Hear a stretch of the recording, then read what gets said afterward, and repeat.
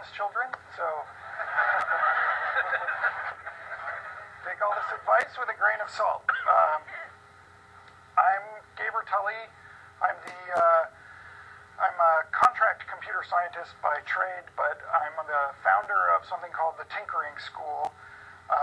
It's a summer program which aims to help kids learn how to build the things that they think of. So we build a lot of things, and I do put power tools into the hands of second graders. So if you're thinking about sending your kid to Tinkering School, they do come back bruised, scraped, and bloody. So, we live in a world that's subjected to ever more stringent child safety regulations. There doesn't seem to be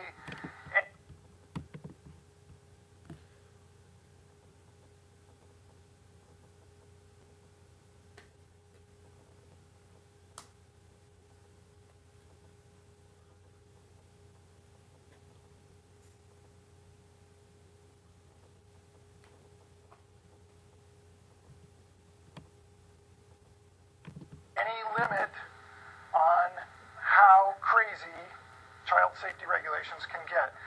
We put suffocation warnings on every piece of plastic film manufactured in the United States or for sale with an item in the United States. We put warnings on coffee cups to tell us that the contents may be hot, and we seem to think that any item sharper than a golf ball is too sharp for children under the age of 10. So where does this trend stop? When we round every corner and eliminate every sharp object, every pokey bit in the world, then the first time that kids come in contact with anything sharp or not made out of round plastic, they'll hurt themselves with it. So as the boundaries of what we determine as the safety zone grow ever smaller, we cut off our children from valuable opportunities to learn how to interact with the world around them. And despite all of our best efforts and intentions, kids are always going to figure out how to do the most dangerous thing they can in whatever environment they can. So, despite the provocative title, this presentation is really about safety and about how some simple things that we can do to raise our kids to be creative, confident, and in control of the environment around them. And what I now present to you is an excerpt from a book in progress. The book is called 50 Dangerous Things. This is 5 dangerous things.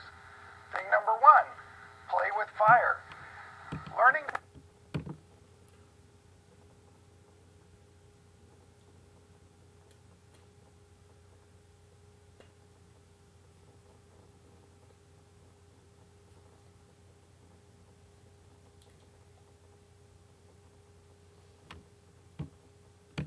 control one of the most elemental forces in nature is a pivotal moment in any child's personal history. Whether we remember it or not, it's the first time we really get control of one of these mysterious things.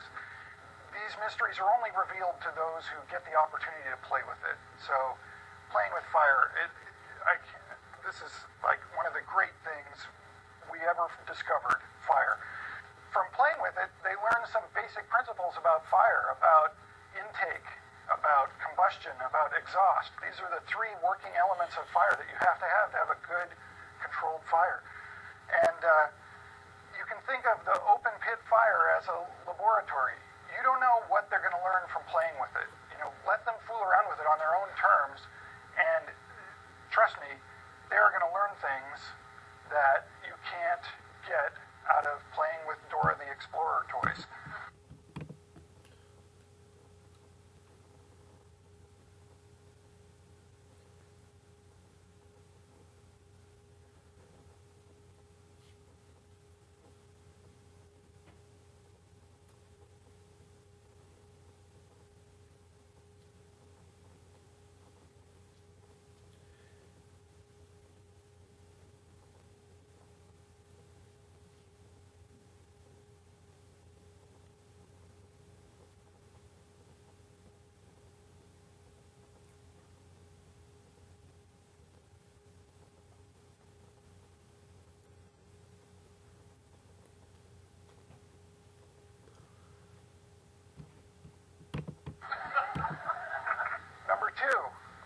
pocket knife.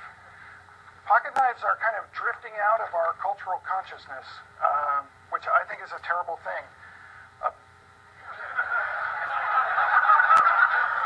Your first pocket knife is like the first universal tool that you're given. You know, it's a spatula, it's a pry bar, it's a screwdriver, and it's a blade, yeah. And it's a powerful and empowering tool. And in a lot of cultures, they give knives, like, as soon as they're toddlers, they have knives. These are Inuit children cutting whale blubber.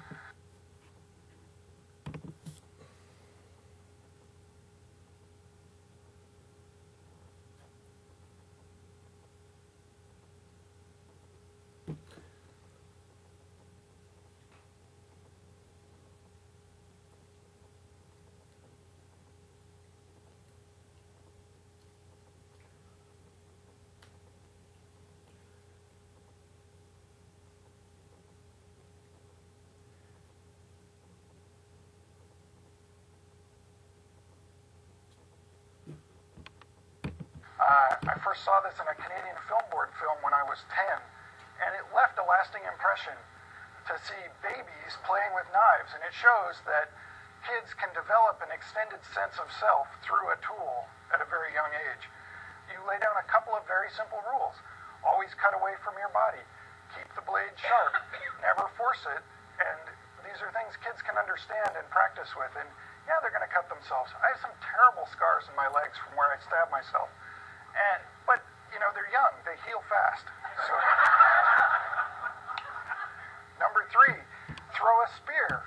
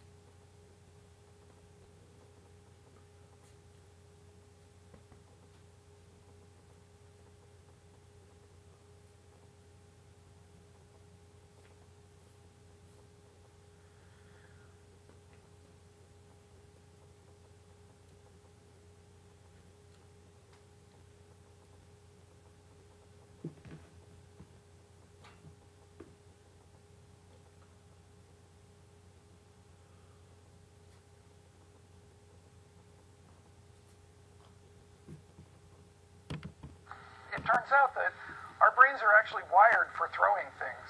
And like muscles, if you don't use parts of your brain, they tend to atrophy over time. And but when you exercise them, any given muscle adds strength to the whole system, and that applies to your brain too. So practicing throwing things has been shown to stimulate the frontal and parietal lobes, which have to do with visual acuity, 3D understanding, and structural problem solving. So it helps develop their visualization skills and their predictive ability. And throwing is a combination of analytical and physical skills, so it's very good for like kind of whole body training. These kinds of target-based practice also helps kids develop attention and concentration skills. So those are great. Number 5, deconstruct appliances. There is a world of interesting things inside your dishwasher. Next time you're about to throw out an appliance, don't throw it out, take it apart with your kid, or send them to my school and we'll take it apart with them.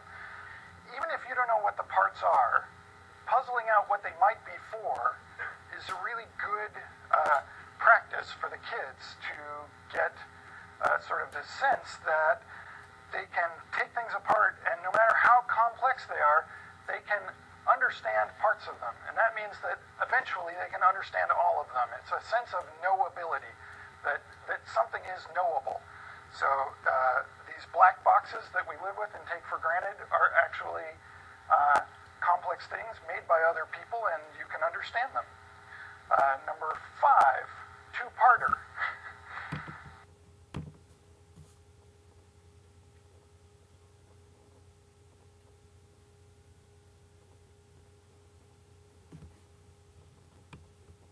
break the Digital Millennium Copyright Act. There are laws beyond safety regulations that attempt to limit how we can interact with the things that we own, in this case, digital media.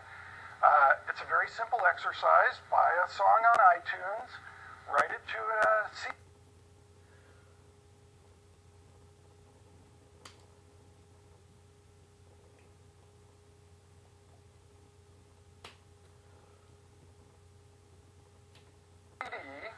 Then rip the CD to an MP3 and play it on your very same computer. You've just broken a law.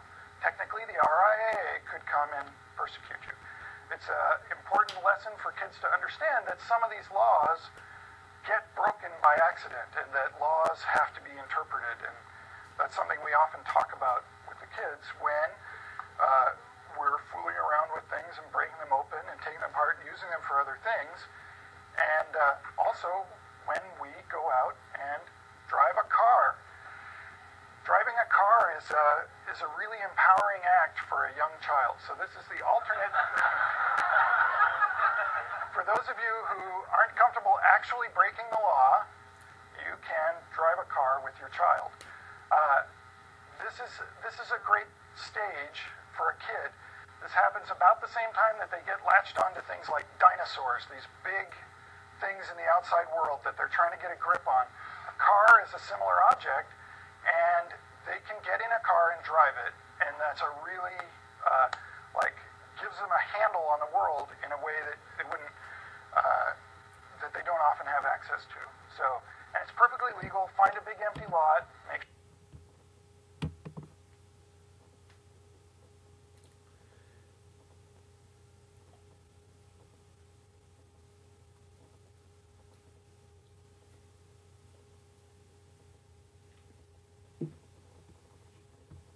sure there's nothing in it, and it's on private property, and let them drive your car. It's very safe, actually.